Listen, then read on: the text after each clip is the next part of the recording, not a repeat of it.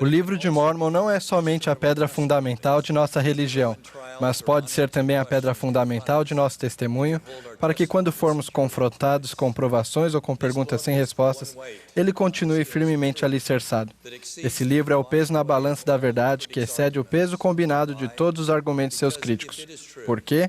Porque se for verdadeiro, então Joseph Smith foi um profeta e esta é a Igreja de Jesus Cristo restaurada, a despeito de qualquer argumento histórico ou outro argumento contrário a esse fato. Por essa razão, a intenção dos críticos é desacreditar o livro de Mórmon, mas os obstáculos que enfrentam são insuperáveis, pois esse livro é verdadeiro.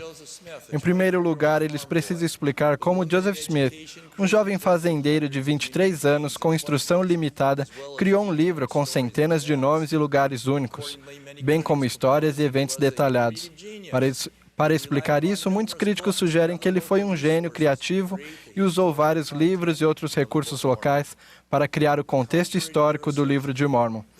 Mas, contrário ao que afirmam, não há sequer uma testemunha que alegue ter visto Joseph com tais recursos antes que a tradução tenha começado. Mesmo se esse argumento fosse verdadeiro, seria excessivamente insuficiente para explicar a existência do livro de Mórmon. É preciso também responder à pergunta: como Joseph leu todos esses supostos recursos, filtrou o que era irrelevante, manteve a consistência dos detalhes de quando e onde alguém estava, e ditou o texto com uma memória perfeita? Porque quando traduziu, Joseph não tinha nenhum tipo de anotação. Na verdade, sua esposa Emma relembrou: ele não tinha manuscrito e nenhum livro para consulta. Se ele tivesse algo, não poderia tê-lo escondido de mim. Então, como Joseph realizou esse feito notável de ditar um livro com mais de 500 páginas sem ter anotações? Para isso, ele não tinha que ser somente um gênio criativo, mas teria que ter uma memória fotográfica de proporções extraordinárias. Mas se isso fosse verdade, por que seus críticos não ressaltaram esse talento admirável? Mas há algo mais. Esses argumentos consideram apenas o conteúdo histórico do livro. A questão real ainda permanece. Como Joseph produziu um livro que transmite o Espírito, e onde ele obteve uma doutrina tão profunda que esclarece ou contradiz as crenças cristãs de seu tempo. Por exemplo, o livro de Mórmon ensina, ao contrário da maioria das crenças cristãs, que a queda de Adão foi um passo positivo de progresso. Ele revela os convênios feitos no batismo que não são abordados na Bíblia.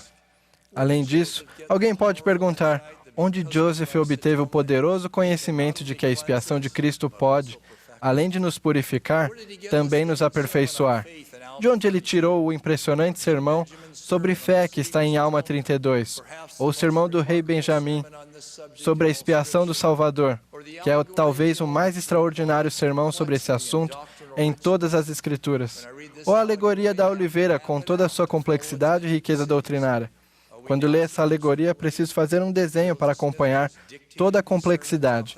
Espera-se que acreditemos que Joseph Smith somente ditou esses sermões de sua própria cabeça, sem nenhuma anotação? Ao contrário de tal conclusão, as impressões digitais de Deus estão em todo o livro de Mórmon, como evidenciado pelas majestosas verdades doutrinárias, particularmente os poderosos sermões sobre a expiação de Jesus Cristo. Se Joseph não foi um profeta, então, para explicar essas e muitas outras notáveis verdades doutrinárias, os críticos deveriam argumentar que ele era também um gênio teológico. Mas se fosse o caso, alguém poderia perguntar: por que Joseph foi o único nos 1.800 anos depois do ministério de Cristo a produzir tão grande variedade de doutrinas singulares e esclarecedoras? Porque a fonte desse livro foi revelação, e não uma inteligência excepcional. Mas mesmo que suponhamos que Joseph tenha sido um gênio criativo e teológico, com uma memória fotográfica, esses talentos por si mesmos não o tornariam um escritor habilidoso. Para explicar a existência do livro de Mórmon, os críticos precisam também afirmar que Joseph era um escritor talentoso aos 23 anos. Caso contrário, como poderia combinar dezenas de nomes, lugares e eventos em um conjunto harmonioso sem inconsistências? Como conseguiria escrever estratégias detalhadas de guerra, compor sermões poderosos e criar frases que são marcadas, memorizadas, citadas e colocadas nas portas de geladeira de milhões de pessoas? Frases como: quando estáis a serviço de vosso próximo, estáis somente a serviço de vosso Deus. Ou, os homens existem para que tenham alegria. Essas são mensagens marcantes, mensagens vivas que respiram e inspiram.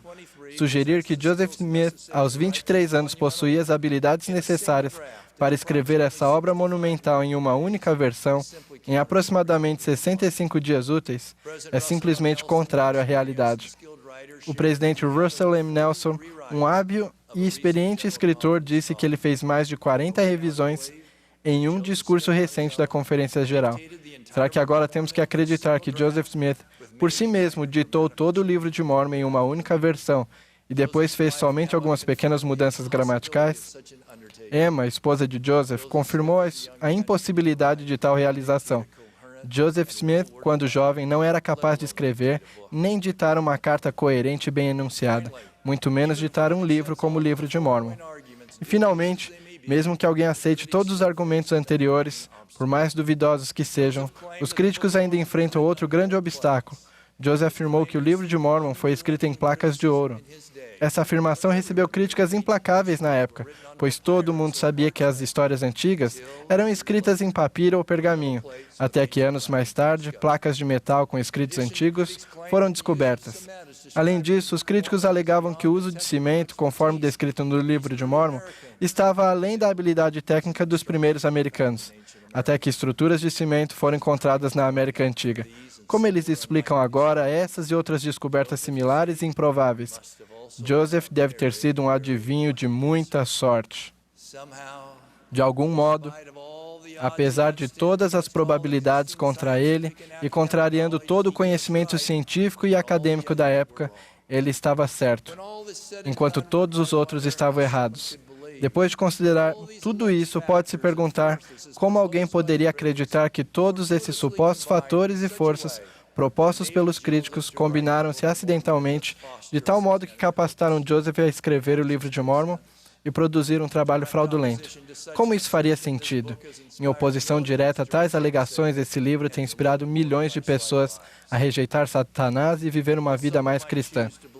Embora alguém possa escolher acreditar na linha de raciocínio dos críticos, penso que fazê-lo resultaria em um bloqueio intelectual ou espiritual. Para acreditar em tais coisas, eu teria que aceitar uma série de suposições sem comprovação. Além disso, eu teria que desconsiderar o testemunho das 11 testemunhas, ainda que todos tenham permanecido fiéis ao seu testemunho até o fim. Eu teria que rejeitar a doutrina divina que enche cada página desse livro sagrado com verdades celestiais. Teria que ignorar o fato de que multidões, inclusive eu, se aproximaram mais de Deus ao seguir os preceitos desse livro, do que seguindo os de qualquer outro.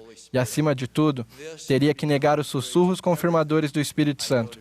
Isso seria contrário a tudo o que sei ser verdade. Um bom e brilhante amigo meu deixou a igreja por um tempo. Recentemente, ele me escreveu sobre seu retorno. Inicialmente, eu queria a prova histórica, geográfica, linguística e cultural do Livro de Mormon.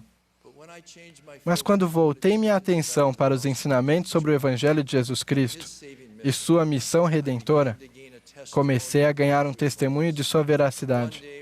Enquanto li o Livro de Mormon um dia no meu quarto, fiz uma pausa, ajoelhei-me e ofereci uma oração sincera.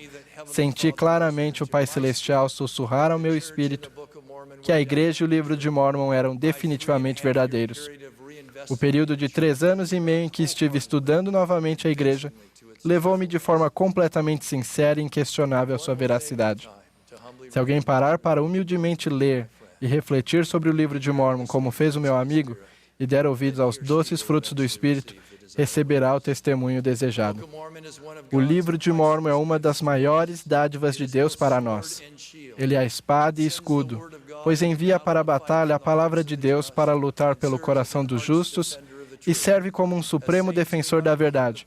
Como santos, não somente temos o privilégio de defender o Livro de Mormon, mas também a oportunidade de tomar a ofensiva, pregar com poder sua doutrina divina e prestar testemunho dessa suprema testemunha de Jesus Cristo. Presto meu solene testemunho de que o Livro de Mormon foi traduzido pelo dom e poder de Deus. É uma poderosa testemunha de Deus sobre a divindade de Jesus Cristo, do chamado profético de Joseph Smith e da verdade absoluta desta igreja. que ele se torne a pedra fundamental de nosso testemunho, para que possa ser dito sobre nós o que foi dito dos lamanitas convertidos, que nunca apostataram. Em nome de Jesus Cristo. Amém.